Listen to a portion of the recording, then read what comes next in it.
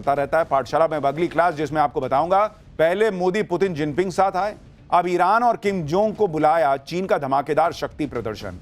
10,000 सैनिक, एक से एक आधुनिक हथियार। चीन वो करने जा रहा है जो ट्रंप की दादागिरी की हवा निकाल देगा क्या? और दुनिया में भारत रूस चीन की दोस्ती के चर्चे, लेकिन पीएम मोदी ने किस दोस्त के लिए बड़े मंच से मुंह मोड़ लिया? एससीओ में पीएम मोदी के सामने शहबाज शरीफ की घनघोर बेइज्जती के बाद मुनीर चीन क्यों गया है, अब इस सब के बारे में आपको बताता हूं। चीन में एससीओ समिट के दौरान मोदी, जिनपिंग और पुतिन की केमिस्ट्री देखकर ही ट्रंप जो दादागिरी कर रहे थे उनका दिमाग तो झंझना गया होगा। लेकिन अब तो चीन वो करने जा रहा है जिससे ट्रंप को 440 वोल्ट का करंट लग सकता है। शी जिनपिंग चीन के इतिहास की सबसे बड़ी विक्ट्री डे परेड करने वाले हैं। इसमें चीन के एक से बढ़कर एक हाईटेक हथियारों की परेड निकलने वाली है। यह ऐसी परेड होगी, या इस परेड में चीन ऐसा कुछ करने वाला है जिससे डोनाल्ड ट्रंप का बीपी ऊपर नीचे हो सकता है। भाई, ट्रंप तो पहले ही तब से हिले हुए हैं जब से मोदी, पुतिन और जिनपिंग को एक साथ हंसते खिलखिलाते देखा होगा। अब जब जिनपिंग अपना शक्ति प्रदर्शन करेंगे तो ट्रंप को और तगड़े झटके लगेंगे, क्योंकि चीन की विक्ट्री डे परेड में ऐसे ऐसे देशों के राष्ट्राध्यक्ष शामिल होंगे जो ट्रंप और अमेरिका के कट्टर दुश्मन हैं। चीन की विक्ट्री डे परेड में बड़े बड़े नेता आ रहे हैं, लेकिन पीएम मोदी क्यों इस परेड के लिए चीन में नहीं रुके? वो क्यों इसमें शामिल नहीं हो गए? किस दोस्त के लिए नरेंद्र मोदी ने इस बड़े मंच से मुंह मोड़ लिया, वो भी आपको बताऊंगा। यह भी दिखाऊंगा कि एससीओ में पीएम मोदी के सामने शहबाज शरीफ की घनघोर बेइज्जती के बाद फर्जी फील्ड मार्शल पाकिस्तान वाला मुनीर, वो चीन क्यों गया है। लेकिन पहले ये जो धमाकेदार शक्ति प्रदर्शन है, पहले मोदी, पुतिन और जिनपिंग वाला, और अब ये जरा इसका ट्रेलर देखिए। वैसे तो चीन पिछले 80 सालों से विक्ट्री डे परेड का आयोजन करता रहा, लेकिन इस बार चीन की विक्ट्री डे परेड कई मायनों में ग्रैंड बताई जा रही, क्योंकि इसका मकसद सिर्फ चीन की मिलिट्री पावर दिखाना नहीं है, बल्कि इस परेड में ट्रंप को सीधी चुनौती देने के मंसूबे दिख रहे हैं, जिसके बारे में आपको आगे बताऊंगा। लेकिन पहले चीन की विक्ट्री डे परेड की बात कर लेते हैं। सेकेंड वर्ल्ड वॉर के दौरान जापान के सरेंडर को चीन विक्ट्री डे के तौर पर मनाता है। हर साल 3 सितंबर को बीजिंग के थियानमेन स्क्वायर पर विक्ट्री डे परेड होती है, जिसके जरिए चीन अपनी सैन्य ताकत को दुनिया के सामने पेश करता है। चीन का दावा है कि इस बार वो अपने इतिहास की सबसे बड़ी विक्ट्री डे परेड करने वाला है। आप इस वक्त जो वीडियो देख रहे हैं, ये चीन की विक्ट्री डे परेड के ही पुराने वीडियो हैं, जिसमें तोप, गोले, टैंक, फाइटर जेट्स, मिसाइलों का कितना विशाल प्रदर्शन हो रहा है वो दिख रहा है। लेकिन इस बार कहा जा रहा है इससे भी बड़ा आयोजन चीन करने जा रहा है। आप ये वीडियो देखकर ही अंदाजा लगा लीजिए कि इस बार चीन की विक्ट्री डे परेड और कितनी बड़ी होने वाली है। लेकिन इस बार की विक्ट्री डे परेड सिर्फ हथियारों की बात नहीं है बॉस। वहां चीन ने जिन जिन को बुलाया है वो इसको ग्रैंड बना रही है, वो जियोपॉलिटिक्स के हिसाब से इसका बड़ा संदेश दे रही है। इसे लेकर चीन दावा कर रहा है कि ऐसी मिलिट्री डे परेड चीन क्या दुनिया में पहले कभी नहीं हुई हो। चीन की इस परेड में 10,000 सैनिक हिस्सा लेंगे और चीन कई ऐसे हथियारों को दुनिया के सामने लाएगा जिनको उसने अभी तक छिपा के रखा था। इस परेड में चीन अपने fighter jet, missile defence system और हाइपरसोनिक मिसाइलों का प्रदर्शन करने वाला है। लेकिन चीन पहली बार अपनी DF-26 intermediate range ballistic missile भी दुनिया के सामने प्रदर्शित कर सकता है, कहा जा रहा है। इसके अलावा चीन अपनी नई एंटी शिप मिसाइल यिंग का भी प्रदर्शन करेगा। इस बार परेड में चीन लेटेस्ट हथियारों जैसे under water drone, laser defence system और नई पीढ़ी की परमाणु मिसाइलों का भी प्रदर्शन करेगा। चीन में एक तस्वीर बड़ी वायरल हो रही है। तस्वीर में तिरपाल से ढका हुआ एक विशाल वाहन दिखता है, ये देखिए।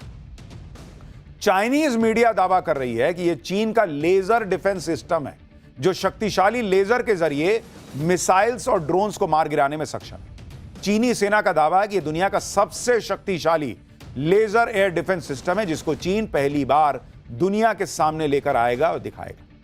लेजर डिफेंस सिस्टम नए जमाने का एयर डिफेंस सिस्टम होता है, जिसमें हाई पावर लेजर का इस्तेमाल होता है, जिसे जमीन पर तैनात किया जा सकता है।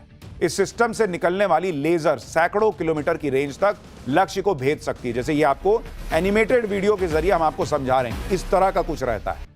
इस डिफेंस सिस्टम की लेजर अपने टारगेट को तब तक गर्म करती है जब तक वो हवा में नष्ट ना हो जाए। देख रहे हैं कैसे एक साथ वो पतली पतली लेजर लाइट जैसे होती है वो निकलती है, धाड़ धाड़ धाड़ फोड़ देती है। इस सैन्य प्रदर्शन के जरिए शी जिनपिंग अमेरिका समेत पश्चिमी देशों को मैसेज देना चाहता है कि चीन से पंगा लेना इतना आसान काम नहीं। विक्ट्री डे परेड में चीन सिर्फ अपनी मिलिट्री पावर ही नहीं दिखा रहा, बल्कि शी जिनपिंग ने ट्रंप के सिर चढ़ा बुखार उतारने का भी पूरा इंतजाम किया है। ट्रंप ने पहले दावा किया था कि चीन ने उन्हें विक्ट्री डे परेड में आने का न्योता दिया, लेकिन चीन की तरफ से कहा गया है कि उसकी तरफ से ट्रंप को कोई इनवाइट भेजा ही नहीं गया, बल्कि चीन ने इस बार विक्ट्री डे परेड में ज्यादातर उन देशों के राष्ट्राध्यक्षों को बुलाया है जो अमेरिका का खुला विरोध करते हैं। आप देखिए कि एससीओ समिट में नरेंद्र मोदी, व्लादिमीर पुतिन और शी जिनपिंग की तिकड़ी को हाथ मिलाते देखकर पूरी दुनिया में चर्चा हो रही थी कि अरे भाई अब ट्रंप का क्या होगा, क्योंकि व्लादिमीर पुतिन तो पहले ही चीन में है, जो एससीओ समिट के बाद अब चीन की विक्ट्री डे परेड में भी हिस्सा लेंगे। और ट्रंप के दुश्मन नॉर्थ कोरिया के supreme leader Kim Jong Un को भी चीन ने बुला लिया, वो भाई पहुंच गया है। 3 सितंबर को विक्ट्री डे परेड में जिनपिंग, पुतिन और किम जोंग उन जब एक मंच पर होंगे तो ट्रंप को शॉक लगना तय है। किम जोंग का चीन की परेड में शामिल होना एक बड़ी खबर है, क्योंकि 2019 के बाद किम जोंग उन पहली बार चीन पहुंचे।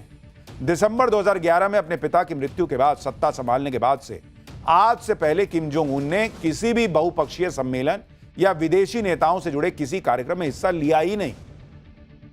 किम जोंग ने चीन पहुंचकर ट्रंप को ठेंगा दिखा दिया, क्योंकि अभी कुछ दिन पहले ही ट्रंप किम जोंग की तारीफ कर रहे थे। ट्रंप अपने पहले कार्यकाल में 3 बार किम जोंग से मिल चुके हैं और अब चौथी बार किम जोंग से मिलने की प्लानिंग कर रहे थे। ट्रंप तो ये तक कह चुके हैं कि वो किम जोंग के प्यार में पड़ चुके हैं और वो किम के साथ गोल्फ खेलना चाहते हैं। अभी 25 अगस्त को ही ट्रंप कह रहे थे कि किम जोंग से तो उनके बहुत अच्छे रिश्ते हैं। एक बार सुनिए, लेकिन यहां तो कुछ और ही खेला हो रहा है। I have a great relationship with Kim Jong-un. I hope it stays that way. I think it will. I have a very good relationship. I understand him. I spent a lot of free time with him talking about things that we probably aren't supposed to talk about. And I get along with him really well.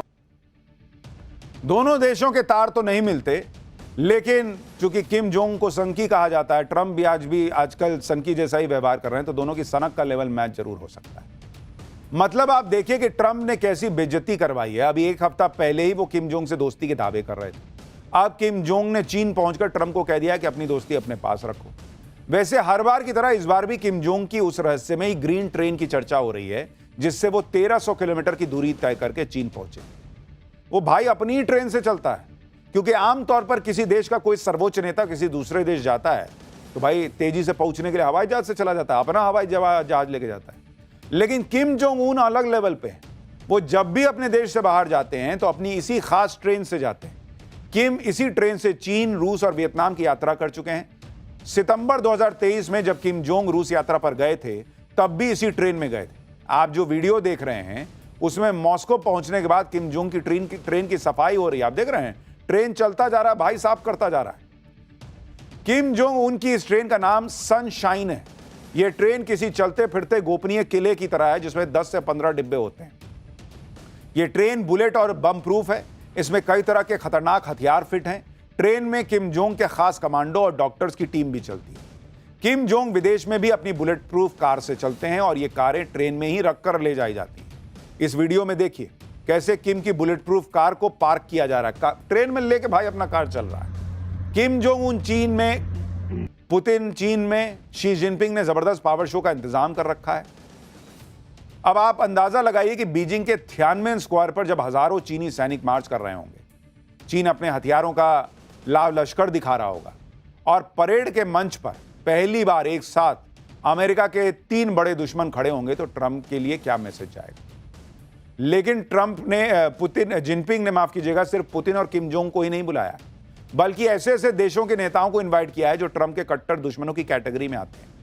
Putin और Kim Jong तो आएंगे ही, Iran के राष्ट्रपति Masoud Pezeshkian भी चीन की victory day parade में शामिल होंगे। इसके साथ ही करीब 26 देशों के नेता परेड में शामिल हो सकते हैं, लेकिन सर्बिया और स्लोवाकिया के अलावा कोई यूरोपीय देश या पश्चिमी देश का नेता इसमें शामिल नहीं होगा। अब आप यह भी सोच रहे होंगे कि चीन की विक्ट्री डे परेड में नरेंद्र मोदी क्यों नहीं होंगे, क्योंकि ऐसा तो हो नहीं सकता कि जिनपिंग ने नरेंद्र मोदी को इन्वाइट ना किया हो। बात सही भी है, चीन ने भारत को भी न्योता दिया था, लेकिन भारत की तरफ से इस परेड में शामिल होने की असमर्थता जता दी गई। इसकी वजह है पीएम मोदी की दूरदर्शिता और भारत की डिप्लोमेटिक पॉलिसी। दरअसल चीन दावा करता है कि दूसरे विश्व युद्ध के दौरान जापान ने चीन के बड़े हिस्से पर हमला किया था। जापानी सैनिकों ने चीन पर क्रूरता की हदें पार करके लाखों चीनी लोगों को मारा था, लेकिन विश्व युद्ध के अंत में चीन ने जापान की सेना को हराकर जीत हासिल की थी। जापान पर अपनी उसी जीत का जश्न मनाने के लिए चीन हर साल विक्ट्री डे परेड आयोजित करता है और अपनी ताकत का प्रदर्शन करता है। लेकिन भारत ने इस परेड से दूरी बनाई और मैसेज दिया है कि चीन से संबंध सुधारने के लिए भारत जापान के साथ अपनी दोस्ती को दरकिरार नहीं कर सकता। यह है नया भारत बॉस कि ठीक है, पुतिन से दोस्ती है, जिनपिंग से रिश्ते सुधारने की बात चल रही है, चलो ठीक है, ट्राई कर रहे हैं, लेकिन इसके लिए जापान जो अपना दोस्त है उसको छोड़ देंगे, ये नहीं। आप देखिए कि चीन जाने से पहले प्रधानमंत्री मोदी जापान ही गए थे, जहां उनका जोरदार स्वागत हुआ था। प्रधानमंत्री ने कहा था कि भारत और जापान मिलकर एशिया की सदी को मजबूत करेंगे। जापान भारत में अगले 10 साल में 68 अरब डॉलर का निवेश करने वाला है, यानी भारत और जापान की दोस्ती पहले से ज्यादा मजबूत होने वाली है। एक्सपर्ट्स के मुताबिक चीन की परेड से दूरी बनाकर भारत ने जापान की संवेदनाओं का ख्याल रखा। एससीओ में मौजूद रहकर भारत क्षेत्रीय सहयोग और कूटनीतिक संवाद का हिस्सा बना भी है, लेकिन चीन की परेड से दूरी बनाकर अपनी स्वतंत्र विदेश नीति पर भारत ने जोर दिया है और ऐसा करके भारत ने अपनी रणनीतिक संतुलन नीति का भी परिचय दिया है। पीएम मोदी एससीओ की बैठक खत्म होने के बाद चीन से वापस लौट आए, लेकिन मोदी के लौटते ही पाकिस्तान का फेल्ड फील्ड मार्शल असीम मुनीर दौड़ा दौड़ा चीन गया। लेकिन दिलचस्प बात यह है कि असीम मुनीर का रंग ढंग बिल्कुल बदला हुआ नजर आया। मुनीर फौजी वर्दी में नहीं बल्कि सूट बूट पहनकर चीन पहुंचा है और वहां शहबाज शरीफ के होते हुए खुद दुनिया भर के नेताओं से मिल रहा है।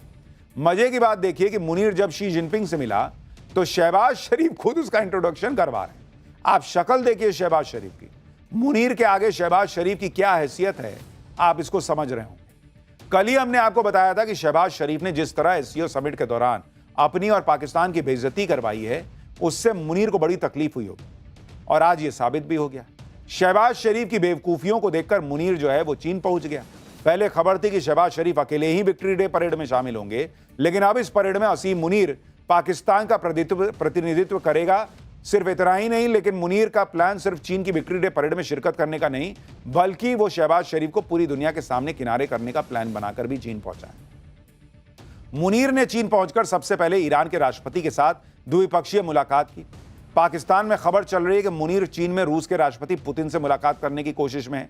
इतना ही नहीं, मुनीर चीन में मौजूद एससीओ के सदस्य देशों के साथ भी द्विपक्षीय मुलाकातों में शामिल होगा। अब बताइए, पाकिस्तान का प्राइम मिनिस्टर वहां बैठा हुआ है, मुनीर जाके मीटिंग करेगा। दरअसल ट्रंप की गोद में बैठकर मुनीर बहुत इतरा रहा था, लेकिन चीन ने उसे ऐसी घुड़की दी कि मुनीर के होश ठिकाने आ रहे हैं, इसलिए अब वो जिनपिंग की खुशामद करने पहुंचा। लेकिन पाकिस्तान में एक्सपर्ट्स भी कह रहे हैं कि मोदी को कुछ करने की जरूरत नहीं है, पाकिस्तान खुद बर्बाद हो जाएगा।